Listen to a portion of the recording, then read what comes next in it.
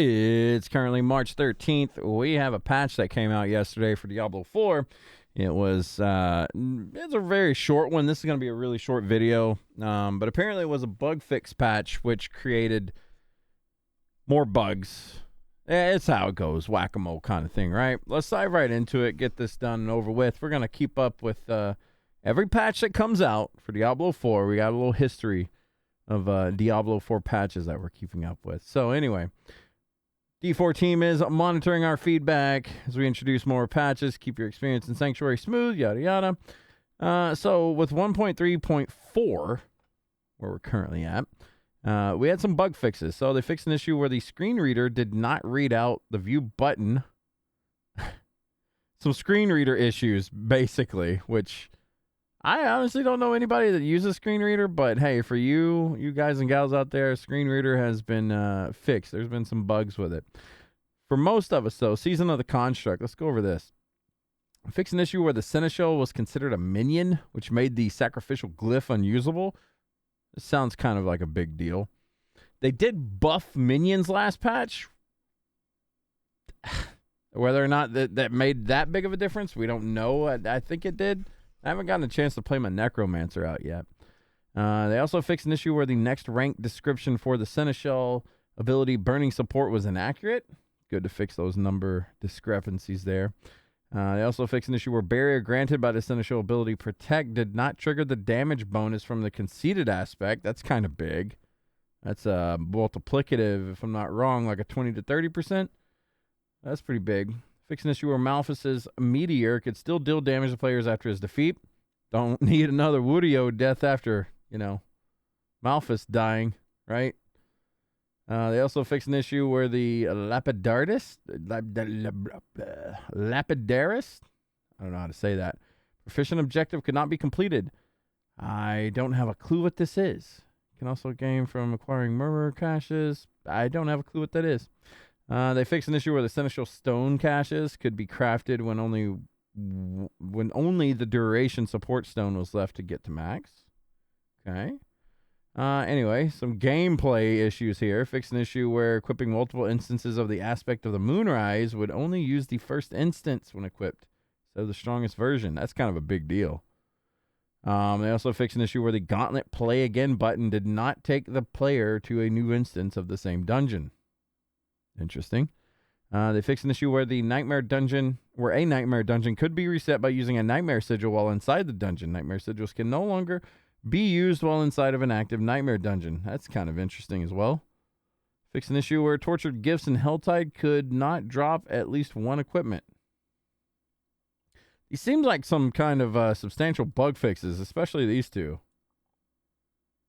As far as dungeons go, they fixed an issue where the Tomb Lord boss in the Carrion Fields would not reappear if the player left the boss arena immediately. Damn you, Tomb Lord. Fixed an issue where the Spider Caller monsters could sometimes not spawn in Sirocco Caverns, which would block progression. That always sucks. Sirocco Caverns is always one of our favorite dungeons to run, or used to be on stream. Fix an issue where an insufficient amount of Animus carriers could fail to spawn in a Dark Ravine. That's happened before. Fix an issue where the Gauntlet could not be re-entered after leaving via Scroll of Escape. Ooh, that'd be kind of annoying.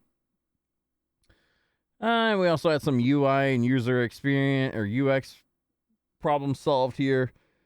It doesn't seem like anything too interesting. Fix an issue where the Hall of Ancients records did not denote if a character is playing on hardcore difficulty. Is anyone even still... Let's be real for a minute. Is anyone still doing this weekly dungeon thing? I've had like zero interest personally, but I do know that a lot of people were looking forward to it. Then a lot of people played it one time and left. I have no idea. Leaderboards in a PvE game never appealed to me. Not even in D3. Like, I thought that was silly. It was mostly overrun with a bunch of like glitchers and shit anyway, right? From what I remember. I don't know. I heard even in the Gauntlet, people are already like popping shrines, then entering and getting an advantage that way. It's just full of circus. It's just a circus right now, I guess. Miscellaneous. They fixed an issue where the visual effect of meteor did not match the damage radius of the ability. What? Fixed an issue where the arrows fired from Rogue's volley could appear invisible. And performance, visual, and stability improvements. I mean, bug fixes are bug fixes. We always like to see bugs getting squashed, but we always know that more will arise. And one that is currently arisen has been everyone's lost their clan tab. I know. The world is falling. Clans aren't working currently, or they weren't earlier. Apparently that happened with this patch today, but we'll see what happens. Hopefully everyone's been enjoying themselves on Season 3. I know it hasn't been the most popular thing in the world, and I know the leaderboards thing is kind of like, or the gauntlet, whatever you want to call it. But you know what? I'm actually really excited for the PTR that's coming. I'm excited for Season 4. I'm kind of looking forward to Season 4 because I want to know what's in that itemization, like, fix it. Please, I'm kind of writing a lot on this being good. A lot of my friends have moved on from Diablo, playing Last Epoch and or, waiting on Path of Exile, which is fine. That's great. But I would like some of my friends to kind of come on back to Diablo 4 at some point and play. Hopefully you guys and gals are having fun out there, but that is patch 1.3.4. It was out yesterday. We're just not getting around to it today because a little slow, right? But we shall dive right in. Y'all enjoy. Have a good day. Appreciate you watching. We'll catch you on the next one.